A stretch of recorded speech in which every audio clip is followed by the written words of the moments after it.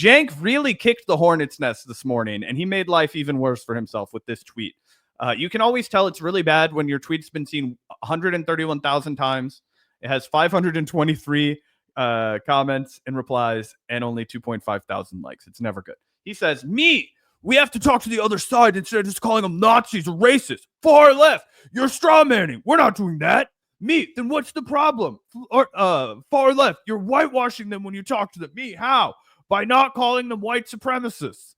And you're just like, what are you talking about, dude? Yeah, thanks for your contribution. Imagine Cenk thinking he can really post his way out of it with this kind of crap at this point in the situation as it's unfolded. Again, he's tweeted shit like this every day for the last month or so. But like, really, you really think you're going to change people's mind now with this weak sauce bullshit analysis, this mealy-mouthed crap? So this one brave guy who's a regulatory specialist. Shout out to you, I am Sock. We need more regulatory specialists in the Trump era. He says, so we're not allowed to call the guy you buddied up with that is currently seizing the federal treasury, that did a Nazi salute during inauguration, that let Nazis back onto the social media site that he bought, that's supporting the AfD in Germany, a Nazi? Cenk replies, you're allowed to do anything you like. It's a free country. You're just doing that to make yourself feel better. It isn't bringing anyone to our side. It's actually bringing them away. You're the one upset at me because I'm trying a more rational strategy. Oh, my God. If the people you're trying to bring to your side won't be convinced by you pointing out that the leaders they support are actual explicit Nazis, then maybe those folks are too far gone. I don't know. Like, if you're saying, hey, this person is a Nazi, here's how they clearly are a Nazi, and that person still says, hey, that's not convincing pitch, I like supporting Nazis, then maybe you look elsewhere for support. I don't know. Like, is that crazy? Not crazy at all. David Doel. And I think it's interesting that David Doel weighs in because he's a really nice guy. He's a Canadian. He's conflict averse. I think that's one of the reasons why maybe I've heard he doesn't care too much for the Vanguard, but we're going to praise him nonetheless. Bending over backwards to appease Nazis while having unhinged vitriol for the left sure is a strategy, which is totally true. That's exactly what Cenk does. He has so much leeway for white supremacists. He has so much leeway for the right, bending over backwards to appease them, as David Doel says, but it's nothing but just fucking flamethrower energy towards the left, just absolute vitriol and mudslinging. Yep. Absolutely. And it is good to see David Doel weighing in. He has a few times, but yeah, let's check out Cenk's response. He says, you're still calling them Nazis. I thought you were one of the smarter ones, David. I guess I was wrong. MAGA is not destroying the Democratic Party and ruining any chance to pass our priorities. The radical left is, with lunatic positions like crime doesn't exist. So he's still on this shit. He's still on this shit like a fucking broken record. The fascists have won. Elon Musk is literally taking control of our government, seized control of the fucking treasury. It's basically a coup. And he's talking about the radical left lunatic positions, like the fact that crime doesn't exist, which, as David points out, is a complete straw man. No one's actually ever fucking said that. Yeah. He says, please show me a video from anyone, myself, Majority Report, Fran, whoever, saying crime doesn't exist. You're just making things up. The left is very clear about their hatred for the Democratic Party, and you know that. The argument is I'm simply making is, why is your vitriol for the left so clear and consistent while you go over the top to appeal to people like Charlie Kirk and Elon Musk? And I think this is a totally fair question to level at a guy like Cenk, and it's not even particularly terse, right? It's not like David Doel is coming at him and like insulting the network or anything like that. It's a relatively mild exchange between somebody who disagrees with you, which, guess what? That's why you get on Twitter, so that you can post your analysis, your thought, and then have people reply to it, right? To have people say, oh, I agree or disagree. It's a creating discourse, right? It's a community square. Yeah. That's why people get on Twitter. You're allowed to respond and ask people questions. Cenk's response to this, completely unhinged. Yeah, no, it's crazy too. And it's a good point too. I'm glad that David actually pointed out that, yeah, no one actually says this. No one actually is talking about how crime doesn't exist. And it's so annoying to see, because Cenk and Anna, they do it constantly. People on the right do it constantly. That it almost just washes over you at a certain point. But it is true. It's like, no one is fucking saying that. No one is fucking saying that. Not Olay, not Emma, not Sam, not David, not anybody. The issue was the actual debate that happened between TYT and people like Sam and Emma was whether or not crime was down. Majority Report was arguing that crime was down. TYT was arguing that crime was up, which was not borne out by the statistics. What Emma and Sam was saying was borne out by the statistical data that proved, yeah, crime is down. It has been going down since the pandemic. That's a matter of fact. Sorry if you don't fucking like it, bro, but you can't just cry and bitch and moan and say that people on the left pretend or act like crime doesn't exist when the argument is clearly that crime is down. Therefore, we should not be freaking out about it in a mass societal frenzy, which, by the way, helped to red pill this country, which, by the way, helped to elect the fascists, which, by the way, are now seizing control of this fucking country in a coup. Yeah, and he says, nearly every left-wing show said crime was a right-wing narrative and didn't really go up. That's because it didn't. That's because violent crime is down. That's because it's down, Cenk. Ever since COVID, there's been a dip in violent crime. And also, if you compare it to the 80s, 90s, 2000 to 2010, 2010 to 2020, violence is down from 2020 to 2025. So go fuck yourself. He says, I criticize Musk all the time. I just did one post ago. You guys are disingenuously pretending that you didn't all viciously attack us first. Cut the bullshit. He then says, you're pretending as if the radical left hosts were just minding their own business when we, out of nowhere, attacked those poor innocent folks. It's the biggest load of bullshit. That's why you lying like this is weird and disappointing. They attacked us with vicious lies first. And what Cenk doesn't understand is there's a difference between being like, hey, they reported on this wrong. Their position is wrong. They are not taking a progressive position. They're taking a regressive neoliberal NIMBY position and smearing somebody and attacking them out of nowhere. Yeah, saying they attacked us with vicious lies. I mean, that's crazy. Like, I remember what the New York Times did, the article that Cenk loves to bitch about, where they took him out of context and misquoted him and, you know, made up stuff about how he was like Islamophobic or something. That actually was an attack with vicious lies. I'm not going to deny that. It is possible to smear somebody. But what the left has done to Cenk and Anna over the last couple of years, yeah, it's literally amounts to disagreement. We disagreed with his endorsement of Rick Caruso, right? We disagreed with his policy as it related to funding the police, right? These are disagreements. That's the whole fucking point of the space. You used to understand that, Cenk. You used to invite critics on the show. You used to invite people like Kyle Kalinske on when he disagreed with you on Russiagate to have a spirited and interesting discussion about it and find, you know, some common ground, or at least try to hash out what the issue was in the first place. Now, every time someone criticizes you or disagrees with you, you perceive it as a smear, as an attack. That's completely ridiculous. 100%. And David brings the receipts. It goes on and on, folks. Don't go anywhere. Cenk hangs himself. So David chimes back and he says, simply not the case. Olay went on your show to discuss her perspective as an activist and attorney, and you immediately made it an adversarial interview. Anna, to her credit, was trying to keep it civil. That is true. And one of the few times where you have to give the W, if you are going to give one to either host in the situation, to Anna, because she was the more reasonable one. She did want to play civility politics. She did want to be friendly with Olay, and Cenk made it a fucking, you know, basically a battle. He wanted to lock horns with her and make her look stupid. She obviously did not let that happen. Olay fucking showed his ass. But that was after months of attacks on powerless, as in not in positions of power, left-wing activists, trans activists, and otherwise weren't doing activism in a way that you thought was correct. Cenk's response to this, I'll get your reaction to David first. Totally fucking projection. Oh, God, yeah. I can't wait to read Cenk's response off. But yeah, 100%. And yeah, again, it's not like people just started inventing disagreements with TYT. Like, that's not how this fucking works, guys. If TYT was just saying shit that was progressive and that you guys agreed with for the most part, and we just started like pretending they were saying stuff they weren't saying, like, no one would watch that content. The only reason why people started making content criticizing TYT is exactly as David put it. After months and months of TYT attacking powerless people, activists, trans folks, whatever. Yep, I completely agree. Shout out to David for bringing this receipt. This is unhinged from Cenk. He says, I get it, David. You want clicks. Here, everyone look at how self-righteous and morally pure David is. He also hates rational strategies. Give him some clicks.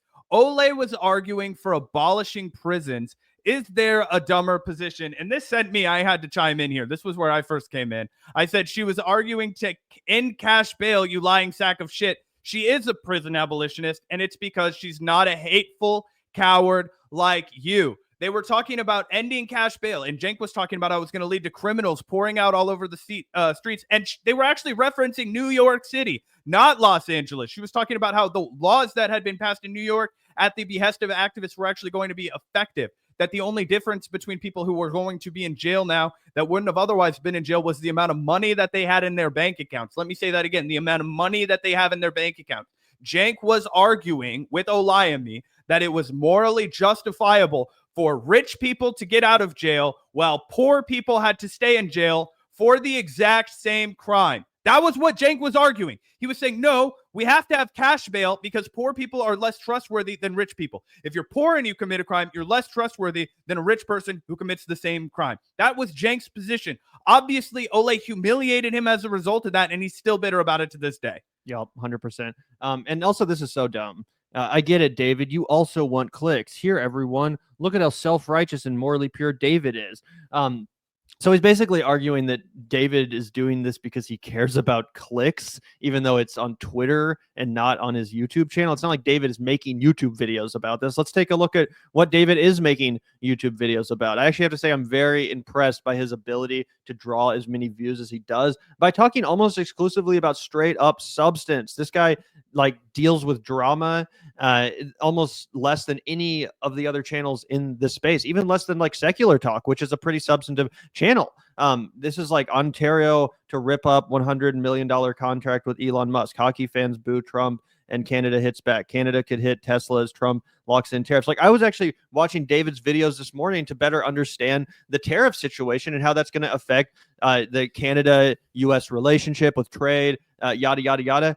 Because he's so smart and his videos are so well researched and so put together, and because he doesn't talk about fucking drama and scandalous bullshit like we do, that you can, rely on him as a solid source for progressive information and news. And again, he very rarely even gets in the gutter. So to act like David Doel is leveling these criticisms because he's some attention-hungry narcissist who wants clicks and money, it's completely ridiculous. It's the opposite of what David does. And he's actually built his channel in a way that does not require he ever lean into that kind of shit, unlike Cenk, and honestly, frankly, even unlike us. Oh, 100%. And he hits Cenk back so hard. Oh my God, it's glorious. It stops Cenk in his tracks. He's really, he got his ass so bad. He fires back. He says, bro, looking at TYT, I think you're the one that needs clicks. I'm just doing fine covering news and politics. This won't be on my channel. You're not as important as you once were. That's right. It's going to be on our channel. Okay. Shout out to David for keeping us fed, because if he'd made a video about this, we wouldn't have shit to talk about. And I agree. I feel like David, Mike, and Kyle are really leading the way forward for channels on the left space. It's something that they've inspired me. They've inspired Gavin. We've been trying to build up the Casa del Vanguard in a similar style to the way that they promote their content. It's good to get these left ideas, these newsy things out there. Now, obviously, Gavin and I still love being media critics. We're always going to do the Vanguard main show, but I think it's good to know that you can make a news forward show. You can find an audience. There are people who are interested in getting a real working class perspective. They're going to get a socialist perspective. And so, yeah, nothing but love and honestly, applause and gratitude for a guy like David that's really kept the Rational National channel afloat and made it successful. Yeah, never sold out in any way whatsoever. But yeah, this is crazy. Go up real quick, Zach, so we can see. Yeah, that last tweet from Cenk, 14 likes. David Doel ratioed the fucking ever-living shit out of him with 300 likes. And then he comes back. We also got that glorious ratio. Oh, sorry, Cenk. But then let's see what Cenk comes back with, getting desperate, lashing out. Great. Then fuck off. Also, why is every left-wing channel doing videos about us? And how are they, the brave ones, willing to call out everyone's Nazis, but we aren't? Or how are they, the brave ones, willing to call? I don't even know what he's fucking talking about at this point. Make up your minds on your talking points. Are we grifters who did it for a larger audience, or is our audience dwindling? Well, you tried to obtain a larger audience. You failed miserably because there was no real coordination between you and Anna as far as this grift, this pivot, and pulling it off went. So it's been executed in the most humiliating and clumsy slapdash way possible, with zero respect for your audience in the process. That's why it's failed. But no, actually, both things, you can try to grift and fail. That is a possibility. Yeah, the grifting was taking the Polymarket Studio money. The grifting was taking the 20 million Katzenberg money. The grifting wasn't like, what's making your audience dwindle was the fact that you chose to grift. It's almost like he fundamentally will not let himself understand the situation because it would be too difficult for him to come to the reality. Yeah, 100%. And I just think that, the pivot was like they spent too much time as the home of progressives for them to successfully transition in one election cycle into being the home of like MAGA populism or whatever they tried to. It was just too abrupt for most people. Even though we were monitoring it, we knew about the red flags 3-4 years before it actually truly happened. A lot of people were just like, what? It was like the shell shock almost. They were like, what? Like, we associate almost no one more with progressivism than Cenk and Anna. You're telling me now this is so blatant. It just didn't seem sincere. So I think that there's a number of reasons why the grift has so far failed. I still think there is a chance that Anna will succeed with this by just taking a job elsewhere and saying adios to the sinking ship that is the Young Turks, just kind of zip lining away from a burning Hindenburg in the wake of her, right? That's possible. And then Cenk will have to clean up the mess himself. So who knows? But it is, hilarious that he decides to go there. And also, why is every left-wing channel doing videos about us? Bro, TYT made video after video after video after video about Dave Rubin. And Jimmy Dore. But specifically Dave Rubin, because of the fact that Anna had that close personal relationship with him. I remember some of the juiciest TYT content ever. Some of the best, frankly, was around 2017, where Anna decided to really say, fuck it. She was like, I've kept quiet about this guy for a long time. There was a point where he was really my friend. She would say over and over again how Dave Rubin and her, like, they were actual friends. He would come over to dinner on like a weekly basis. They would hang out all the time. And she was like, it really, it genuinely fucked with me on a personal level so much that he lied about us, that he turned on us, that he started making content about it. She's like, now it's time to speak my truth. And for a while, every week from TYT, you would get new videos about Dave Rubin. Anna Kasparian exposes Dave Rubin. Anna Kasparian calls out Dave Rubin. And that's just one of the many episodes in which they've engaged with drama. And who cares, right? Like I said, it was great content. It was awesome. People loved it because they were making good points about Dave Rubin and his grift in the same way that now we are making good points about TYT and their grift. And in the same way that David Doel is also pointing out facts and making accurate points about what's clearly happening. Yep. And again, David chimes back in. He's got a lot of patience. He keeps responding to Cenk. I think this might be the last one. He says, again, literally no one is saying that. You always make these claims that left-wing channels are calling you a Nazi and never produce the evidence. Typically, I think, or when he makes the claim that people are calling him Nazis, he's talking about Sam Seder, and that's documentedly never happened. Sam Seder never called Cenk a Nazi. Sam, he talks about how his college comedy partner was a major in Holocaust studies. Okay, this doesn't seem like the kind of guy that's going to be throwing around the Nazi accusation where it's not warranted.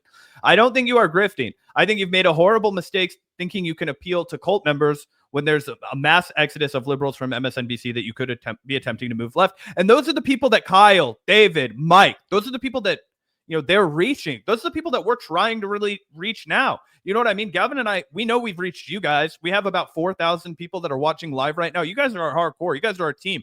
As we move forward, it's going to be our job to be like, okay, we have the TYT audience. Now, how do we move and start grappling for the liberals from MSNBC? How do we start getting the people who just aren't really informed? How do we motivate people to care? How do we do all of those things? Those are the questions that come next. Never once are we going to ask the question, like, how can we get the Groyper vote out? How can we start really dealing with these involuntary celibates that just want white nationalism to return? That ain't the kind of guys that we want on our fucking team. Those aren't the kind of guys that are going to be joining our community. We want people who are fucking lugging boxes and a little bit pissed off about the trade war. And they're like, yeah, I don't have a problem with nobody. I just, I'd really like for this country to get on the right track. And we'll be like, great, we've got some solutions. Let's talk about the real reasons why the country is going the wrong way, all that jazz. And Cenk could be doing that too. Instead, he wants to fight with David Doel. And it's pretty crazy. But that was the end of that entire, meltdown, Gavin. What do you make of it?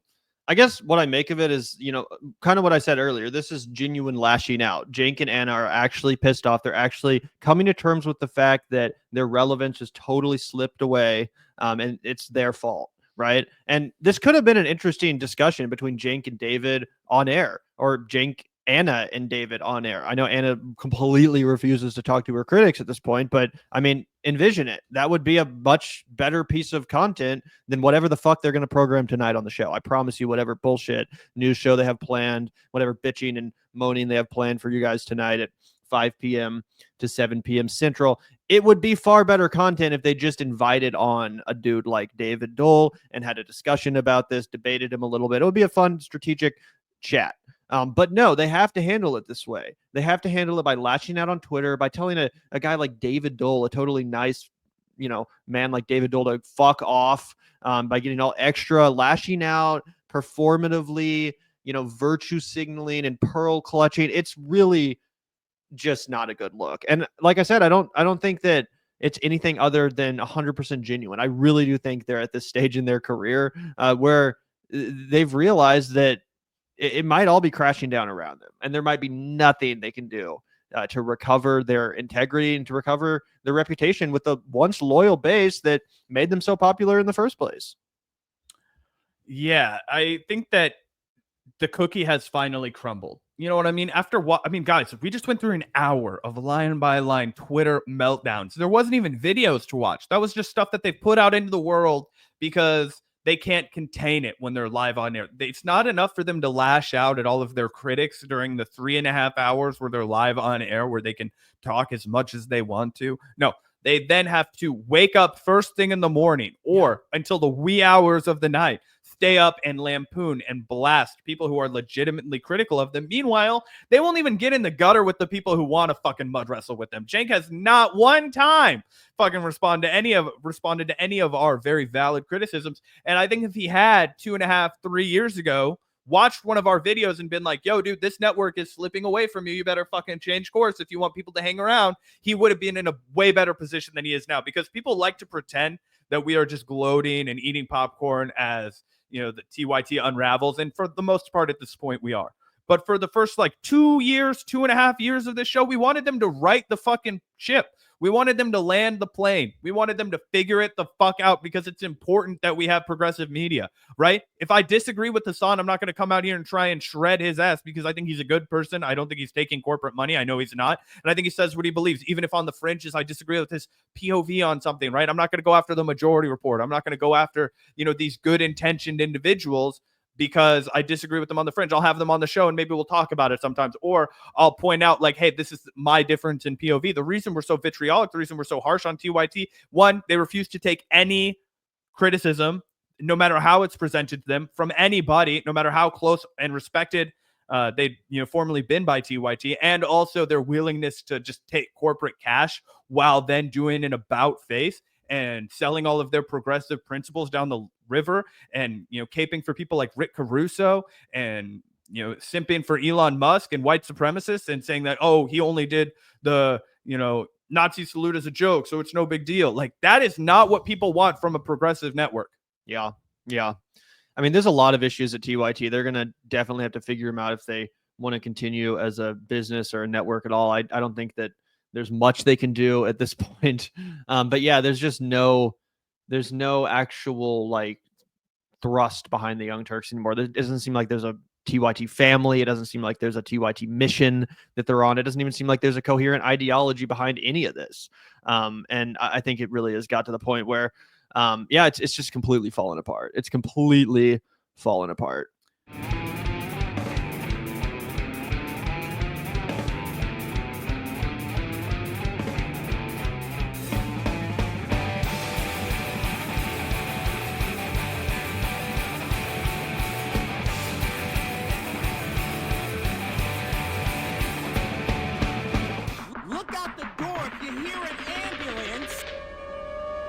The Vanguard will be there, sir.